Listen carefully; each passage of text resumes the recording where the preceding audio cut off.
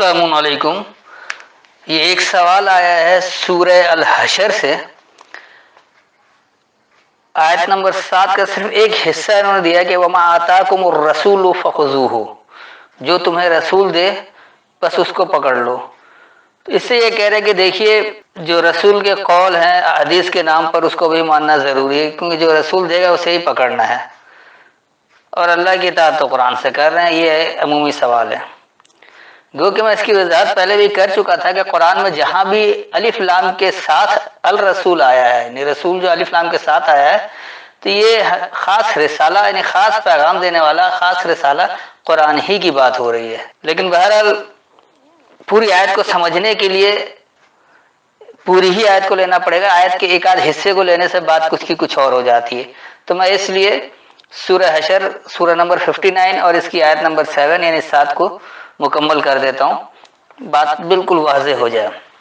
اس وقت میرے پاس حافظ نظر احمد والا ترجمہ ہے، پہلے میں ان کا ترجمہ بتاتا ہوں اور پھر اس کے بعد جو فہم بنتی ہے وہ آپ کو بتاتا ہوں. السلام علیکم. پیغام کو درمیان میں روک کر آپ سب سے جو یہ پیغام سن رہے ہیں اور دیکھ رہے ہیں، یہ درخواست کرنی ہے کہ اگر آپ نے ابھی تک میرے اس یوٹیوب چینل کو سبسکرائب نہیں کیا ہے تو براہ مہربانی سبسکرائب کر لیں اور ساتھ میں بیل آئیکن ضرور دبائیں. شکریہ، بہت شکریہ. ما افاء اللہ علی رسولہ من اہل القرى فللہ وللرسول ولذی القربى والیتامى والمساکین وابن السبیل کی لا یکون دولة بین الاغنیاء منکم وما آتاکم الرسول فخذوہ وما نہاکم عنہ فانتہوا واتقوا اللہ ان اللہ شدید العقاب. جو ان کا ترجمہ ہے کہ اللہ نے بستیوں والوں سے جو مال اپنے رسول کو دلوائے تو وہ اللہ کے لیے ہے اور رسول کے لیے اور رسول کے قرابت داروں کے لیے اور یتیموں مسکینوں اور مسافروں کے لیے، تاکہ دولت نہ رہے تمہارے مالداروں کے ہاتھوں کے درمیان ہی گردش کرتی، اور تمہیں رسول جو عطا فرمائے وہ لے لو، اور وہ تمہیں جس سے منع کریں اس سے تم باز رہو، اور تم اللہ سے ڈرو، بے شک اللہ سخت سزا دینے والا ہے. عام طور پر لوگ صرف اس حصے کو پکڑ لیتے جو رسول دو پس اسے ہی پکڑ لو اور جس سے منع کرے اس سے رک جاؤ، اور پھر اس کے ذریعے لے آتے کہ اللہ کے رسول نے کیسے کیا منع کیا کیا کچھ کیا، پھر اس کے لیے سایہ ستہ سایہ اربع اور مختلف اپنے اپنے فقہ کی کتابیں لے آتے ہیں اور اس کو ثابت کرتے ہیں کہ یہ رسول کی بات ہے، جبکہ ایسا ہے ہی نہیں. ما افا اللہ، جو اللہ بلا معاوضہ دلوایا. افا کہتے ہیں بلا معاوضہ کوئی چیز مل جائے، تو ضروری نہیں کہ کوئی جنگ ہوئی ہو اور وہاں سے کوئی مال غنیمت جمع کیا ہو، جس عام طور پر لوگوں کے ذہن میں ہے کہ یہاں کوئی مال غنیمت جمع ہوتا ہے اور پھر وہ جو ہے اس کی بات ہو رہی، تو ایسا بھی نہیں ہے. جو اللہ بلا معاوضہ دلوا رہا ہے اللہ رسول ہی، اپنے پیغام دینے والے پر، جو اللہ کا پیغام دے رہا ہے اس پر جو اللہ سے بلا معاوضہ مل رہا ہے. کس سے مل رہا ہے؟ من اہل القرى، خاص بستی کی اہلیت والوں سے. فللہ، پس اللہ کے لیے، وللرسول، اور خاص پیغام دینے والے کے لیے، ولذی القربى، اور قریبی قوت والے کے لیے، والیتامى، اور تنہاؤں کے لیے، والمساکین، اور ٹھہراؤ میں آنے والوں کے لیے، سکونت والوں کے لیے، وابن السبیل، اور خاص بنیادی راستے والوں کو. کی لا یکونو، تاکہ یہ نہیں ہو،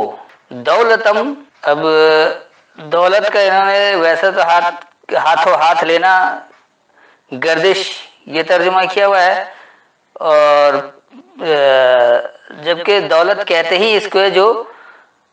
گھومتا رہے گردش کرتا رہے، بین الاغنیاء، تمہارے بے پرواہوں کے درمیان، منکم، تم میں سے. اغنیا غنی کی جمع، غنی کہتے ہیں بے پرواہ کو، اور منکم، تم میں سے خاص بے پرواہوں کے درمیان گھومتا نہ رہے. اب یہ کیونکہ یہ کسی دولت کی بات نہیں ہو رہی ہے، مال و دولت کی بات نہیں ہو رہی کہ اس کو اس طرح لے آئے. جو کچھ مل رہا ہے پیغام دینے والے کو بستی کی اہلیت والوں سے بلا معاوضہ مل رہا ہے، تو بلا معاوضہ جو ملتا ہے وہ حمایت ملتی ہے. جب آپ کوئی نظام بنانے جا رہے ہیں، اللہ کا پیغام دینے والا ایک نظام دینے جا رہا ہے، اس نظام کے لیے جو آپ کو بلا معاوضہ جو کچھ مل رہا ہے وہ خرچ بھی ہوگا اللہ کے لیے، اس کے پیغام دینے والے کے لیے، قریبی قوت والوں کے لیے، تنہاؤں کے لیے، اور ٹھہراؤ والوں کے لیے، اور بنیادی راستے والوں کے لیے، تاکہ یہ گردش میں نہ رہے تم میں سے بے پرواہوں کے درمیان. جو بے پرواہ لوگ ہوتے ہیں صرف انہی کے درمیان نہیں رہے، ہر آدمی کو سمجھ میں آئے۔ آگے پھر اس کی مزید وضاحت ہو جا رہی کہ وما آتاکم الرسول فخذوہ، اور جو تمہیں دے الرسول یعنی خاص پیغام دینے والا، خاص پیغام اس وقت قرآن سے ہی ملتا ہے، تو جو تمہیں الرسول یعنی القرآن دے رہا ہے فخذوہ پس اسے ہی پکڑو، وما نہاکم اور جو تمہیں باز رکھنے کو کہہ رہا ہے انہو اس کے بارے میں فانتہو پس باز رہو، جو تمہیں جس کے بارے میں باز رہنے کو کہہ رہا ہے اس سے باز رہو، اور جو دے رہا ہے تمہیں کہ یہ اب کام کرنا ہے وہ کرنا ہے۔ واتقوا اللہ یعنی اللہ کی پابندی اختیار کرو، اللہ کے قوانین کی پابندی اختیار کرو، اللہ سے بچنے والے بنو، اللہ سے ڈرنے والے بنو۔ ان اللہ شدید العقاب، بے شک اللہ سخت انجام دینے والا ہے۔